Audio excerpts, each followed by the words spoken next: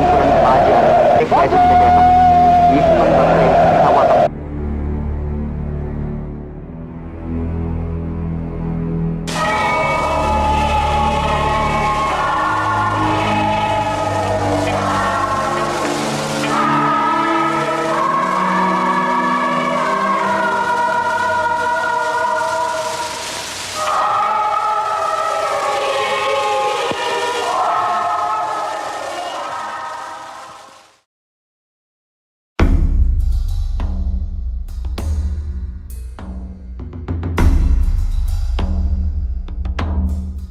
해방된 한반도의 혼란 속에서 친일 부역자들은 생존을 위해 무슨 일이든 할 수 있었다. 반민특위 조사관 정철용은 출근하자마자 괴한들의 습격을 받았다. 괴한들은 총을 들이대며 신분증을 뺏고 뒷마당으로 끌고 가 소총 개머리판으로 괴 옆구리를 사정없이 쳤다. 뒷마당엔 반민특위 동료 직원들이 무릎을 꿇고 있었다. 반민특위 헌법기관을 파괴해버렸습니다. 특경대 조사관, 정의관 잡아다 꿇어앉히고 두들겨 패고 서류 탈취하고. 소식을 듣고 반민특위 특별검사부장 권승열이 달려왔다. 그는 현직 검찰총장이기도 했다. 그러나 그 역시 권총을 뺏기고 밀려났다. 현직 검찰총장도 두려워하지 않고 반민특위를 습격한 이 괴한들은 경찰이었다. 반민특위가 실제 활동을 개시하면서 친일파들, 특히 고등경찰들 잡아가기 시작을 하니까, 조사하기 시작을 하니까 그게 경찰 내부에서는 큰 동요가 왔습니다. 일제에 부역하던 경찰들이 해방 후에도 그대로 경찰 조직에 남아있었기 때문이었다. 이들 친일 경찰을 시켜 반민특위 습격 사건을 주도한 것은 내무부 차관 장경근이었다. 그는 일제 때 판사를 지낸 친일 법조인이었다. 그리고 그의 뒤엔 대통령 이승만이 있었다.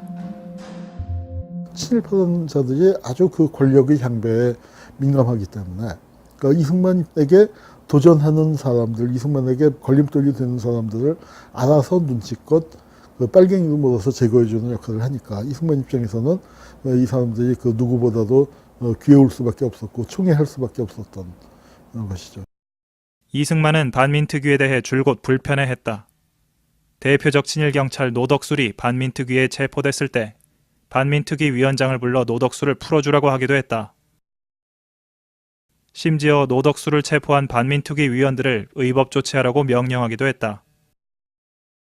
노덕술은 독립투사들을 물고문하고 구타해서 고문귀신이라 불리던 사람이었으며 해방 후에도 전설적인 독립운동가인 김원봉을 붙잡아 고문하기도 했다. 중국의 형제들 힘진히 악수합시다. 공동의 우리는 이 박사가 국회의장 신익희와 반민특위 위원장 아버지를 경무대로 부릅니다. 좀 살살하자. 노덕술도 좀 풀어주고 필요한 사람이니까. 노덕술과 같은 친일파들은 이승만의 비호 아래 군과 경찰 속에 숨어서 반민특위 위원들을 암살할 계획을 세우는 등 기회를 노렸다. 이승만 정권은 이 친일파들이 좌익 색출에 뛰어난 능력을 갖고 있어 국가를 위해 꼭 필요하다고 주장했다. 반민특위 습격 사건은 바로 이 친일파들이 반민특위 타격 계획을 실행에 옮긴 사건이었다. 이 사건이 있기 직전 이승만은 반민특위 위원장의 집을 찾아갔다. 이 박사가 밤에 우리 집으로 은밀히 연락이 왔어요. 그리고 얼마 있으니까 이 박사가 조용히 나타났어요. 그리고 이제 응접실에서 두 분이 협상이 일어나는데 아버지가 거절하고 이 박사가 돌아갑니다. 대문 밖까지 배웅하고 들어오는데 다들 나와도 좋다. 그래서 나가서 아버지를 보니까 그때 그 표정이 잊을 수가 없어요. 상당히 불쾌하는 얼굴 표정이었어요.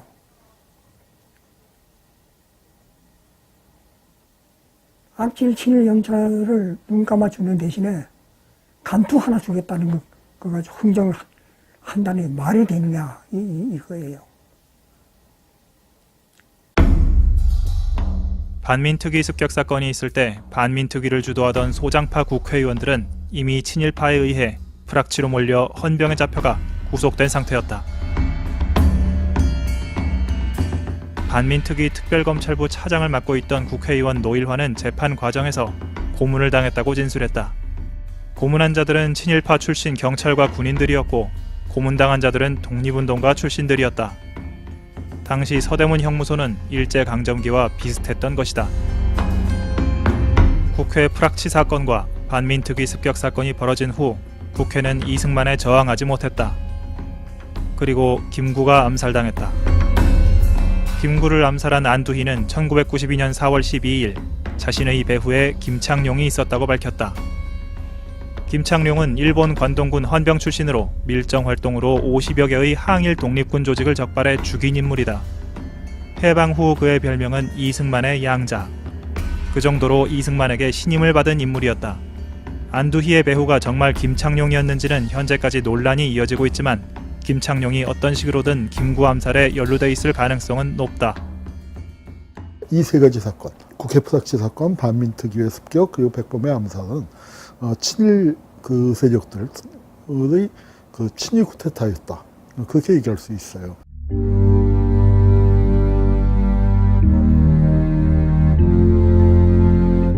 김구가 암살된 후 국회는 반민법을 뜯어고쳤고 반민특위는 해산됐다. 노덕술과 같은 친일파들은 대부분 풀려났고 반민법에 따라 실형을 선고받은 사람은 7명에 불과했다. 이 7명 역시 1년 이내에 모두 풀려났다.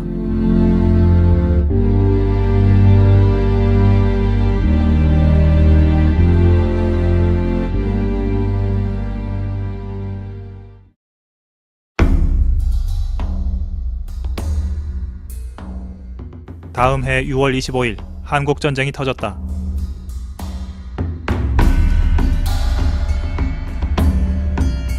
이승만 정권은 한강 다리를 폭파해 국민들을 희생시키면서 달아났고 서울을 수복한 후엔 무고한 시민들을 부역자로 몰아 숱한 양민을 학살했다. 경찰 자료에 보면요, 부역자로 조사받은 사람의 숫자가 무려 55만 명입니다. 엉터리 재판을 통해 처벌을 받은 사람들 중엔 정정화도 있었다. 정정화는 독립운동의 어머니라 불리는 대표적 여성 독립투사였다.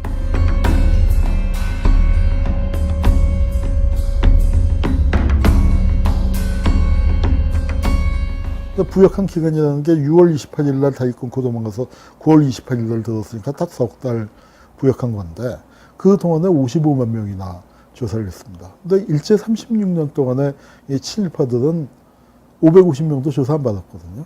그 친일파들이 살아남아서 부역자 처벌을 그렇게 한 겁니다. 서울 지역 부역자 처벌 책임자는 바로 노덕술이었다. 반민특위에서 풀려난 후 헌병에 들어갔던 것이다. 부역자 처벌 총책임자는 친일파 출신으로 김구 암살에 관여한 그 김창룡이었다. 한국전쟁 당시 방첩대장이던 그는 부역자 처벌 합동수사본부장이 된 후 35세의 젊은 나이에 수사권을 독점하고 이승만의 직통으로 보고를 했다. 그는 엄청난 속도로 부역자 처벌을 했는데 훗날 김창룡을 저격한 허태영은 이렇게 증언했다. 김창룡은 평소 개인의 영달을 위해 무분별하게 사람들을 잡아들였으니 공산당 한 명의 무고한 양민 10명의 비율로 무고한 사람들이 그의 손에 희생되었다. 1950년 10월 김창룡은 인민군 패잔병에게서 빼앗은 무기를 삼각산 인근의 주민들에게 쥐어준 후 이들이 서울을 습격하려는 공산분자라고 매도했다. 그리고 모두 죽였다. 김창룡이 허태영 등에 의해 암살됐을 때 이승만은 직접 병원을 찾아가 그의 죽음을 애도했다. 그의 시신은 현재까지도 국립대전현충원에 묻혀있다.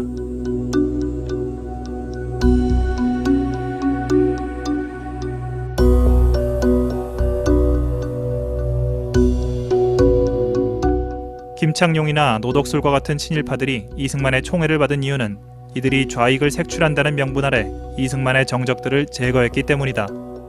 친일파에게 독재자의 존재는 구원이었으며 반대로 민주주의는 공포였다. 이것이 바로 사이비 공안 세력의 탄생 배경이다.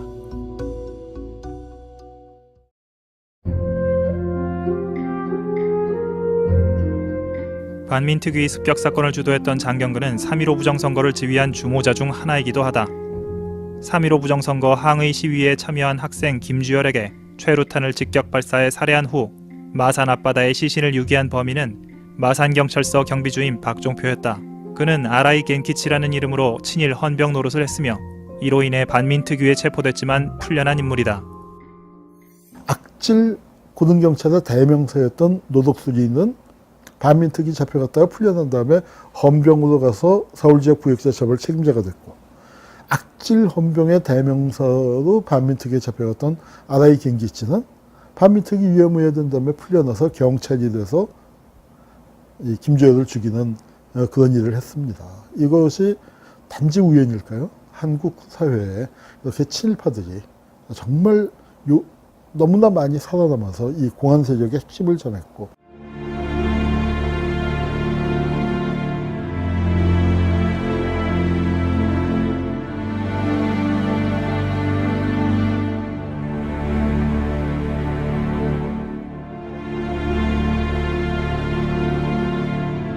마지막까지 이승만 독재를 위해 부역했던 이 친일파들은 4.19 혁명 이후 위기를 맞게 되지만 1년여 후 또 다른 구원자를 만나게 된다.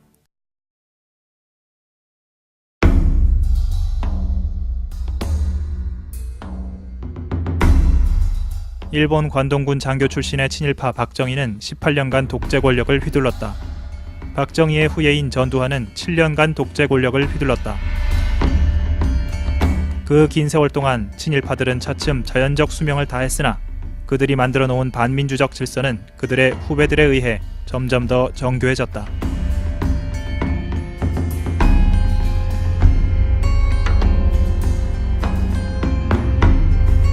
(40년대) 공안 세력의 대표적 인물은 백선엽이었다. (50년대) 공안 세력의 대표적 인물은 김창룡이었으며 60, 70년대 박정희 시대 공안 세력의 대표적 인물은 이후락이었다. 고문귀신 노덕술 사단의 막내였던 박처원은 훗날 대공경찰의 대부가 돼 남영동 대공분실을 만들고 숱한 고문을 지시했으며 박종철 고문치사 사건을 은폐 조작했다. 박처원은 아끼던 후배가 고문 전력으로 인해 쫓기는 몸이 되자 10억 원이라는 거액의 도피 자금을 건넸는데 이 후배가 바로 고문기술자로 유명한 이근한이다. 노덕술이 일제에 부역하며 사용했던 고문기술은 독재에 부역한 후배들에게 그대로 전해졌다. 2005년 1월 25일 고문 피해자 심진구는 자신이 당한 고문에 대해 상세한 증언을 남겼다.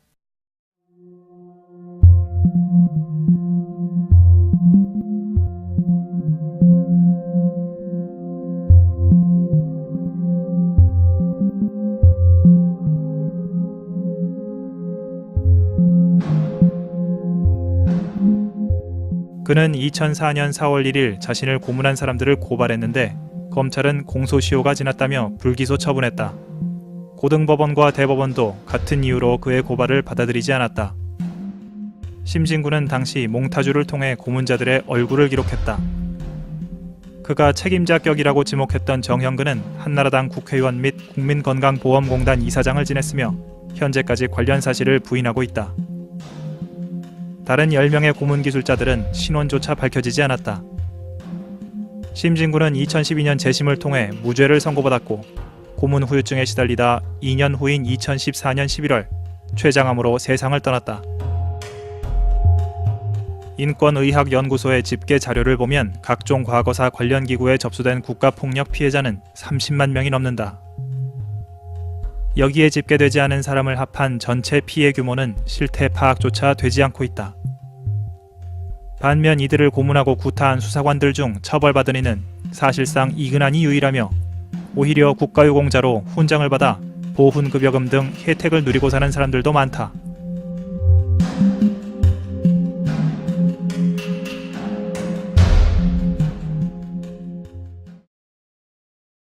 이근한과 같이 직접 고문에 가담한 자들 위해서 품위 있게 조작간첩 사건을 만든 사람들은 검사들이었다. 그 검사들이 불러주는 대로 형을 확정한 사람들은 판사들이었다. 피의자 진술 조서가 중앙정보부에서 쓴 조서가 검사의 공소 내용이 됩니다. 물론 그게 안 돼요. 그거 자체가. 근데 재밌는 건요. 5자까지 변함없이 나와요. 그것이 그대로 판결문에 나와요. 대한민국에서 출세의 대명사로 불리는 것이 판검사다. 이들 중 그 정도 출세에 만족하지 못하고 독재에 부역한 사람들은 법기술자가 되어 시간이 지날수록 독재 권력 유지에 있어서 중요한 역할을 맡게 됐다. 신직수는 정치검찰의 역사에서 빼놓을 수 없는 인물이다. 그는 박정희 정권 때 36세의 나이로 검찰총장 자리에 오른 후 법무부 장관, 중앙정보부장 등을 거치며 대한민국에서 가장 관운이 좋다는 소리를 들었다. 최악의 사법살인으로 기록된 조작간첩 사건인 인혁당 사건의 총책임자가 바로 그였다. 신직수가 날조한 공판 조서를 근거로 인혁당 사건 피고인들의 상고를 기각해 사형을 확정지은 사람은 민복기 대법원장이다. 그의 부친은 을사조약과 한일합방에 앞장선 친일파 민병석이고 그 역시 일제 때 판사로 승진을 거듭한 친일 판사였다. 민복기가 대법원장을 하던 시기가 정말 그 한국 사법의 가장 암울했던 시기이자 암울했던 시기인데 유신 정권에 아주 적극적으로 협력하는, 그러니까 낯뜨거워지는 그런 그 연설문들이 70년대 이제 그 많이 있습니다. 법원도서관 같은 데 가면 많이 있는데 나중에 박정희 정권이 끝나고 난 다음에는 꼭 남의 일을 하듯이 남의 이야기 하듯이 그 박정희 시대의 사법부에 대한 제 역할을 못했다라고 비판하는 걸 보고 그런 인터뷰가 실린 적이 있어서 제가 아연했던 적이 있습니다. 그는 박정희 정권 때 10여 년간 대법원장을 역임해 최장수 대법원장으로 이름을 남겼다.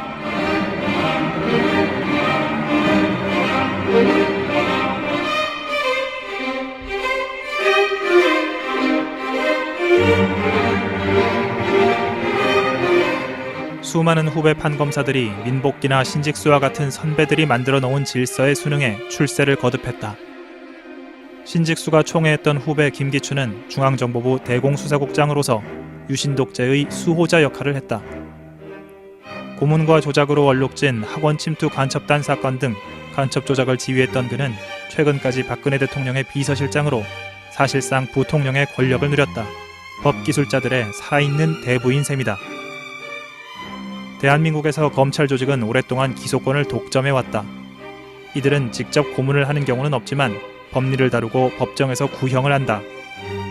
조작간첩 사건에서 이근한과 같은 고문 경찰들보다 더 중요한 역할을 수행한 것이다. 변호사라는 사람이 국가가 뭔지 몰라?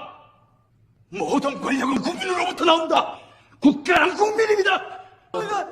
천만 관객을 모은 영화 변호인은 불임 사건이라는 실제 사건을 다루고 있다. 영화 속에서 최대 악역은 경찰 차동영이지만 실제 불임 사건에서 더 큰 책임을 물어야 하는 것은 법리를 구성하고 공소를 유지한 검사다. 불임 사건 담당 검사 최병국은 검찰 퇴임 후 2000년부터 한나라당 소속으로 3선 국회의원을 했다. 영화가 화제가 된 뒤 최병국은 사과할 생각이 없느냐는 질문에 그럴 생각이 없다고 밝혔다.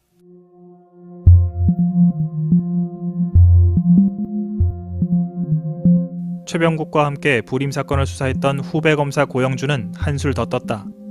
그는 영화가 화제가 된 뒤 언론 인터뷰에서 이렇게 말했다.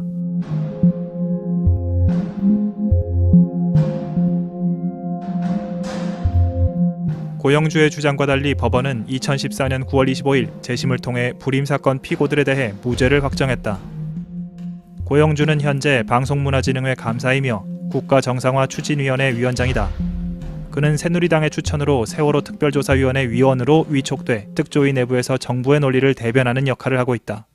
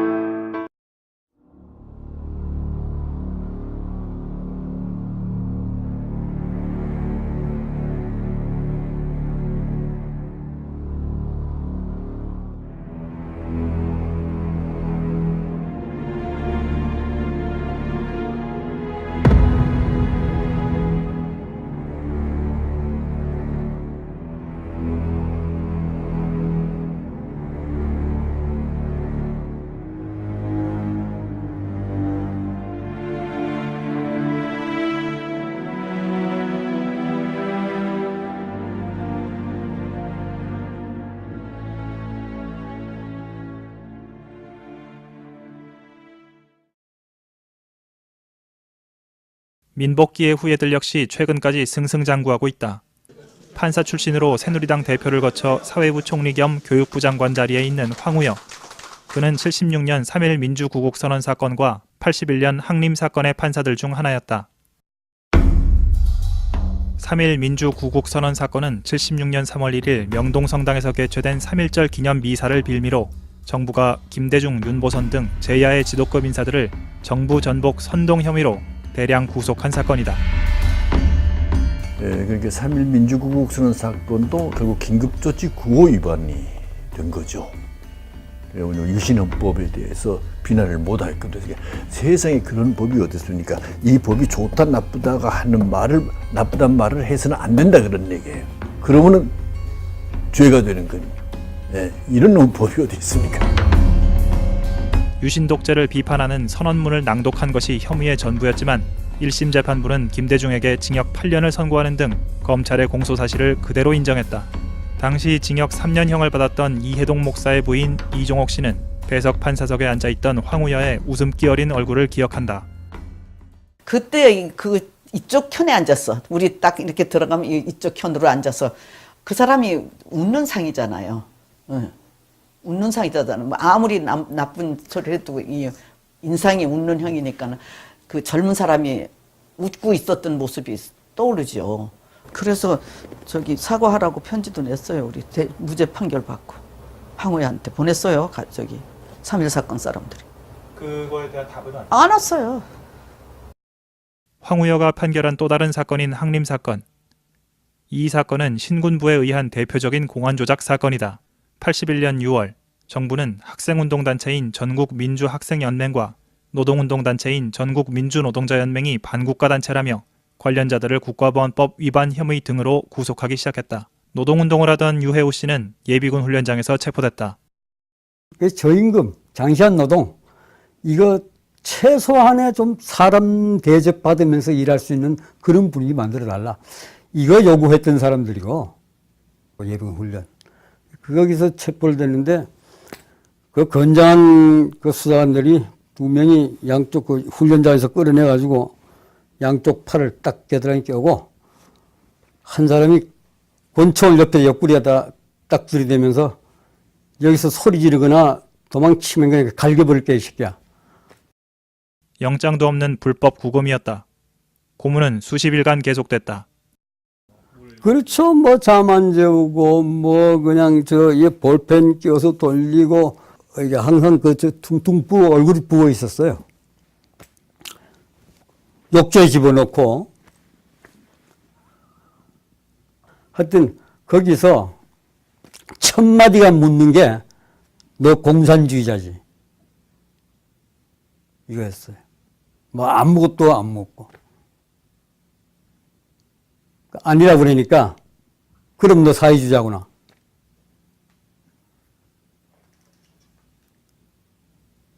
사회주의자 아니라 그러니까 사회주의도 그런 건 모르는데 아닌데요. 그랬더니 그 수사관들이 그것도 3명이 둘러서 있었는데 그럼 뭐야 이 새끼야 그러면서 그냥 이 주먹으로 그냥 볼을 치는데 이쪽으로 쏠리니까 이쪽에 있던 사람이 또 반대편을 치고 한 사람이 있다가 또 옆구리를 걷어차면서 이게 뭐야 이 새끼야 그게 아니면 뭐야 이 새끼야 그러면서 그 바닥에 내둥그렇죠. 덩치도 작은데 내둥그니까 그냥 짓밟았어요. 그냥. 숨을 쉴 수가 없어요. 하도 막 집중적으로 굽다니까 이러다 죽는구나 하는 생각이 박씩 스치고 나올 정도로 그렇게 기절을 한 거죠. 그게 처음이에요. 들어가자마자.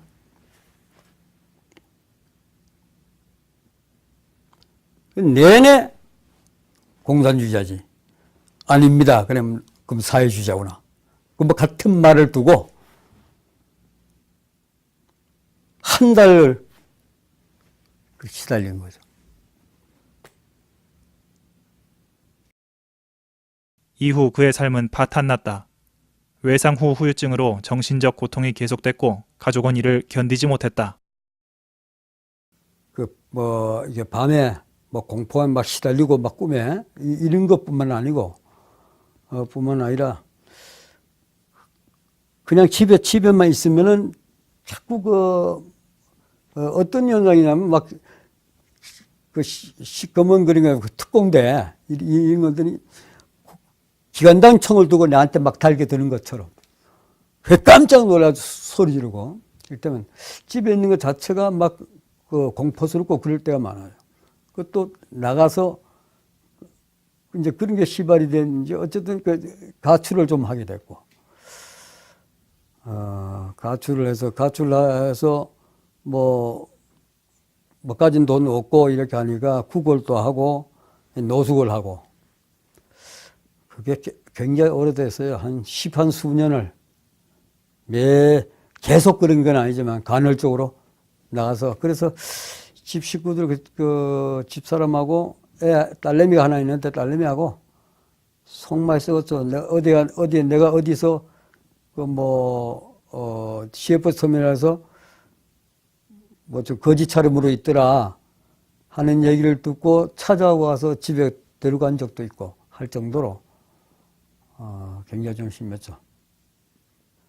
제일 미안하고 그런 게 집사람이에요. 헤어진 집사람이.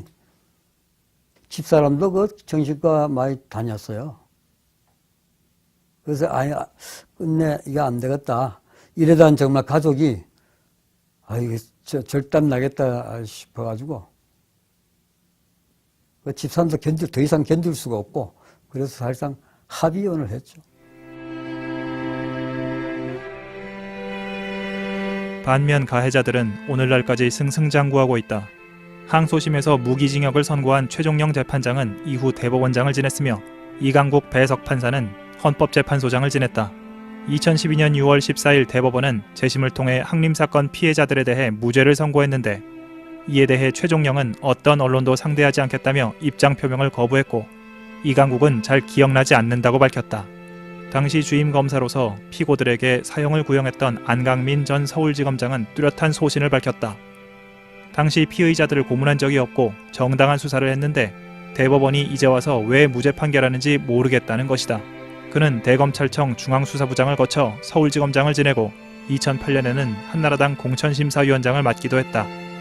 황 의원은 직접적인 입장 표명을 피하다가 교육부 장관 인사청문회 때 이렇게 말했다. 명백하게 사과하고 계시지는 않습니다. 어떻습니까? 이 자리를 빌어서 국민 여러분께 사죄부터 하시겠습니까? 국민들께서 이 사건의 전말을 좀 아셨으면 해서 잠시 말씀을 드리고 제가 시간이 7분이잖아요. 그렇기 때문에 간략하게 좀 답변을 해주시면 감사하겠습니다. 사죄하시겠습니까? 안 하시겠습니까? 이 부분에 대해서는 대법원이 그 후에 새로운 재심 결정을 하고 또 국법 체제 하에서 고통당한 분들에 대해서 심심한 유감의 뜻을 모든 법관을 대신해서 했습니다. 네. 저도 그와 같은 입장이고 동감입니다. 그럼 사죄하시겠습니까? 대신하겠습니다. 네. 고문하는 자, 기소하는 자, 판결하는 자. 이들이 사건을 만들면 열심히 나팔을 불어준 외국 언론인과 지식인들, 거수기 노릇을 한 정치인들. 군부 독재를 정점으로 수많은 부역자들이 카르텔을 형성해 반역의 체제를 유지했다.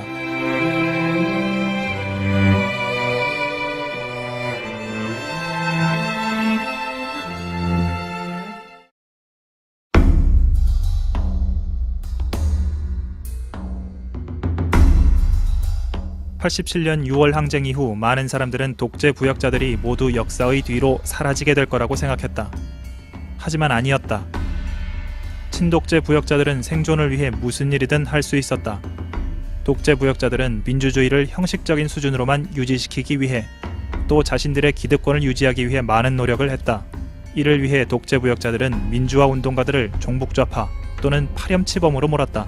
최근 재심을 통해 무죄가 확정된 강기훈 유서대필 사건은 그 대표적 사례다. 혁명에 이용하기 위해 동료로 하여금 분신자살하도록 유도했다는 것이 그의 혐의였다.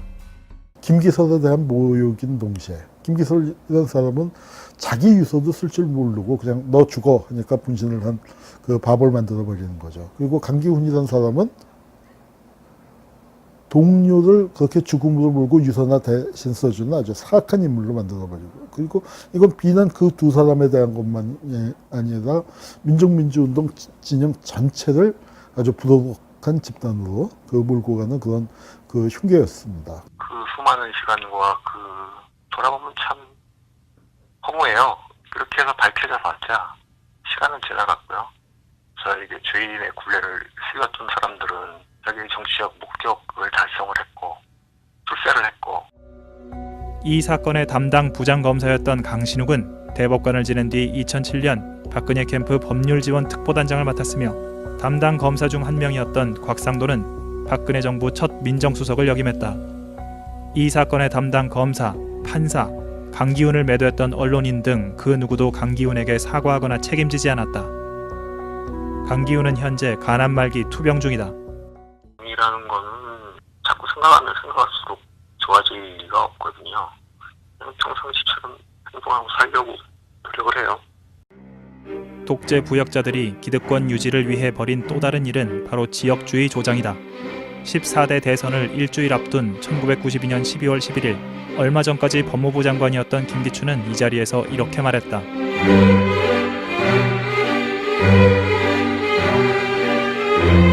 전국이 발칵 뒤집혔지만 영남 지지층의 결집으로 김영삼은 오히려 이득을 받고 대통령이 됐다.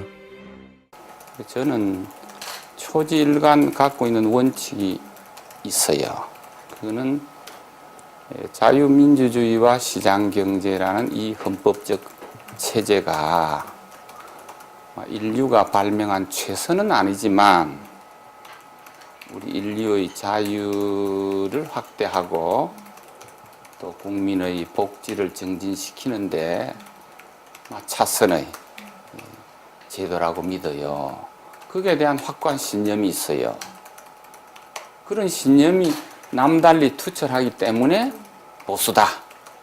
그렇게 말한다면 난 보수임을 자처할 수 있습니다.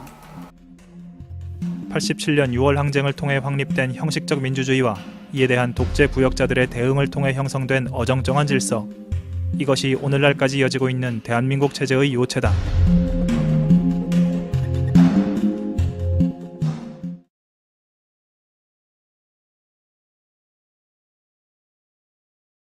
오빠가 보위부 사업을 위해서 교육을 받고 있다 이렇게 얘기하던가요?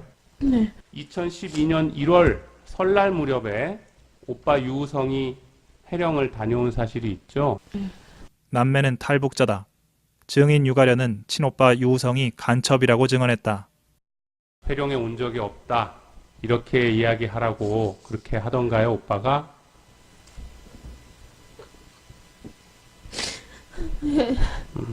동생이 변호사를 선임할 수 있는 자격은 있잖아요. 없습니까? 가려야. 변호인을 선임하겠다고 여기서 말해. 한국 법을 몰라서 그래. 유우성은 2012년 설날에 북한이 아닌 중국에 있었다는 증거를 제시했다. 내가 중국에 가서 너하고 아버지랑 같이 설세려고 들어갔는데 그때 가족 사진도 있어. 가족 사진 집 근처에서 찍었는데 그 사진은 누구야? 그 사진에 나온 거는 누구냐고.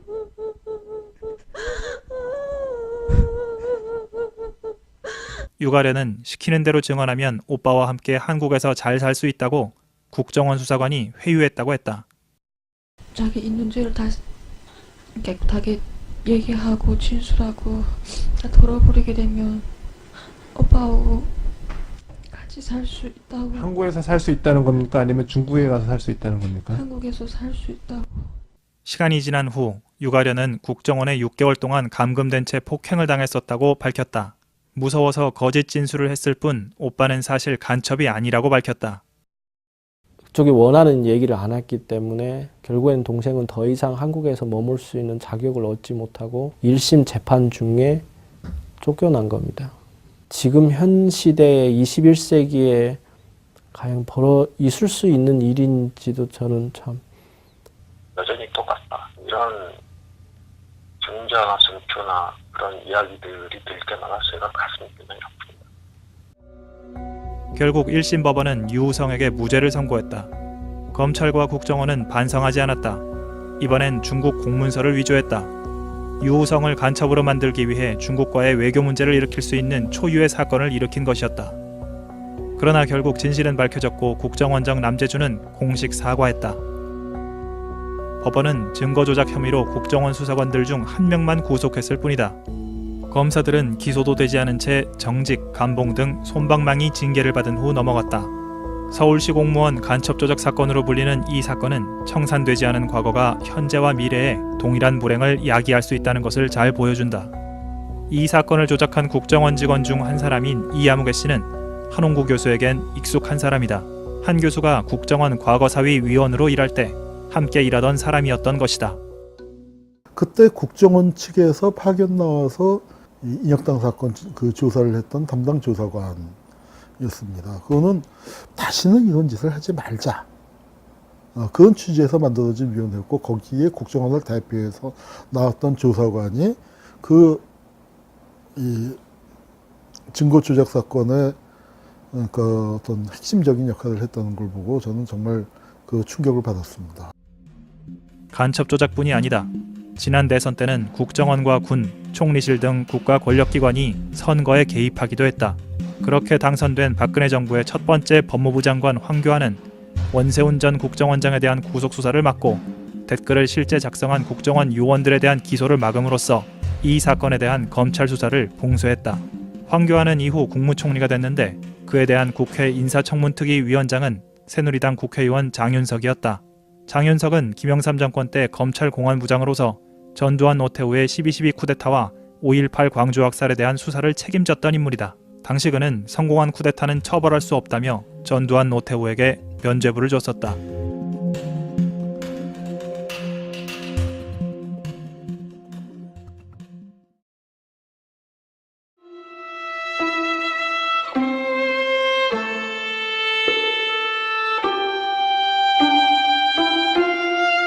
재심에서 무죄가 나온 건 다 고문과 조작이라는 걸 인정한 거 아닙니까? 그런데 그때 고문 조작해서 70년대, 80년대 훈장 받았던 사람들 그 훈장 여전히 유효해서 그 사람들 죽고 나면은 국립묘지 가야 하는 게 대한민국의 현실입니다. 역사적으로 정의를 했어야 된다. 그 사람들은 자기들이 한 행위에 대해서 자숙할 수 있는 분위기가 만들어져야 된다. 추악한 데서 연루된 부와 권세가 청산되지 못하고 그대로 이어져 온 거예요. 지금 이렇게 혼란의 원인은 거기서부터 비롯된 거 아닌가 이렇게 봅니다. 광복 70년, 반역은 아직 계속되고 있다.